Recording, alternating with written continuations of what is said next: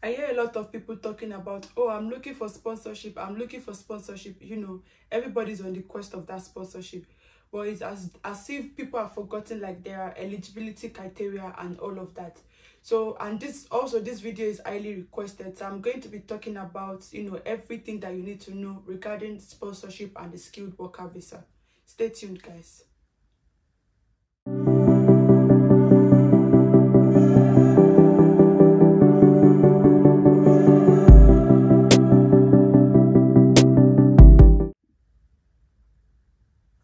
Hi guys, welcome back to the channel. Thank you very much for all the support. I see that this channel has gotten to 500 subscribers and I'm really grateful for that. You guys have no idea. Thank you very much for the support, for watching the videos and all of that.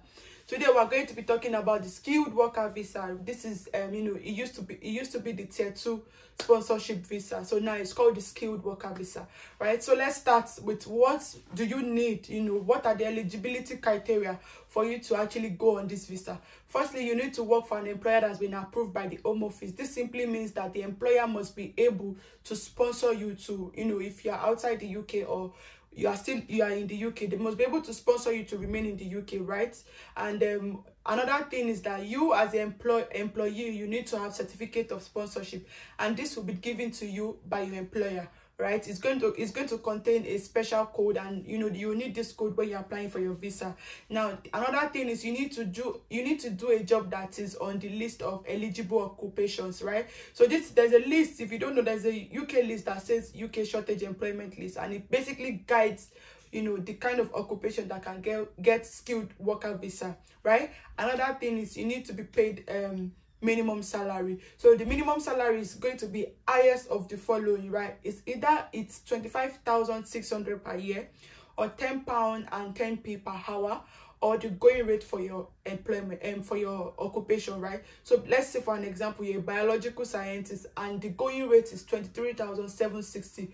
But you know, like I said, it's going to be the highest. So if you're if the going rate for biological scientists is 23,760, what is going to be the yardstick would be the 25,600, because it is the highest of the three. Do you understand? So if your employment, let's say the going rate is 28,000, so obviously now the eligibility criteria would not be the 28,000. Do you understand? So it's the highest of these three that would actually qualify you, to let you know which one you would you know, take as the eligibility criteria, right? And then the next one is you need to prove your knowledge of English. So if you're from Nigeria, from Africa, I don't know about other continents of the world, but basically from Africa, you need to write IELTS, right?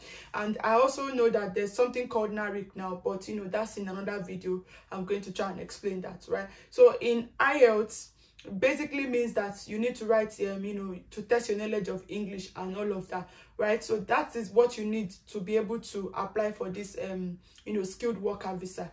Now, how long is this visa for? It's for 5 years, and after 5 years you can apply to settle permanently in the United Kingdom. So after 5 years you can apply for your indefinite leave to remain, right? And after 1 year of that, you can apply for your British citizenship, right? So how long does this take for this visa to be granted? Usually the decision is usually within 3 weeks. That's 15 working days. But because of this Ukraine situation right now, you know, visas are generally taking time, so it might take longer than 3 weeks, but generally it takes 3 weeks, right? So now let's talk about what you can do and what you cannot do on this visa. So if you successfully secure this visa, what can you do? You can study. So that means you can go to school part-time in the United Kingdom. You can bring your dependents. That means you can bring your wife, your husband, your children if you have them, right? You can also do voluntary work. You know, you can do all this charity work and anything like that. And you can apply to settle permanently. Like I said, after 5 years, you can apply for your indefinite leave to remain, right? What you cannot do is you cannot apply for benefits. So this kind of applies to all kind of visas.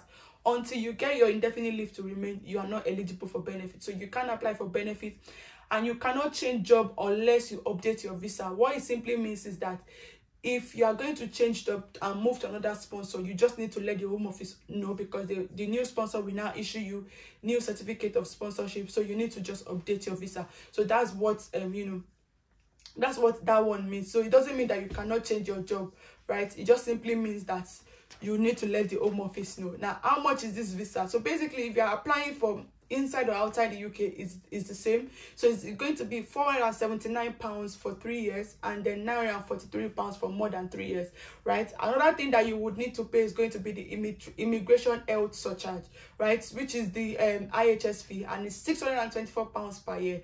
So if you're applying for 5 years, you need to multiply 624 by 5 years, you know, to be able to know how much you're going to be paying. So by my calculation, it's looking like this visa is about like £4,000, which is a lot. We all know that UK visa is quite expensive, but we all know that at the long run, you know, it's worth it, right? So now sometimes you might need to show your proof of funds in your bank statements. However, this can be, you know, evaded if your employer said that they can take care of this, and this amount is just simply £1,270, right? Now so now let's give another scenario. Like, you know, I talked about you changing your job and all of that. So let's say you're on a job, the job is sponsoring you, and you get another offer, and the job is also willing to sponsor you, but the offer is sweeter than what you have. Do not worry, you can change your job. All you just need to do is get a new CAS from your new sponsor, apply for a new visa. And also note that if you have used 2 years on that 5 years that you had before, the next visa you'll be applying for is going to be 3 years, because they are going to take into consideration what you have actually used on the previous visa, right? Another thing that you might also need for you to change your visa is, let's say you are still working with the employer, but you know your job code has changed and you've gotten promoted. So I'm going to talk about job code in a minute, right? So you've gotten promoted and you don't do the same job again. All you need to do is also inform the Home Office so that they can know that your job code has changed and, you know, update your visa, right? However, what I also want to mention is that if your job was on the shortage employment list, and for some reasons it was taken out, and you're scared that you will lose your visa, you do not need to worry. You can still hold on to your visa and you know, finish your visa until it expires, right? So basically what I actually want to really talk about is this shortage employment list, right? So there's a vague one that we all see. I'm calling it vague because it just basically says all occupation in biological sciences, all occupation in physical sciences, all occupation in chemical you know, sciences, you know, all occupation in mechanical engineering and stuff like that. However, on this same government website, there is a list that shows like a more detailed, like it basically just tells you the kind of job and the job codes that are eligible for this skilled worker visa. So you would see, you know, like sales, you would see HR personnel, you would see customer care team leaders, you know, you would see business analysts. Basically, it just tells you this list is a very long list. I'm going to put a screenshot somewhere here, and I'm also going to put the link in the description box. You guys need to explore this so that you can, you know, you can plan yourself well and all of that, right? Another thing that I would also like to advise is, if you're a student out there and you're watching this video and you're feeling like, oh, your friends have been able to secure you know, sponsored visa, but you have not, because, you know, there's this saying that start applying the minute you enter into the UK. But this works for some people, it doesn't work for some people, right?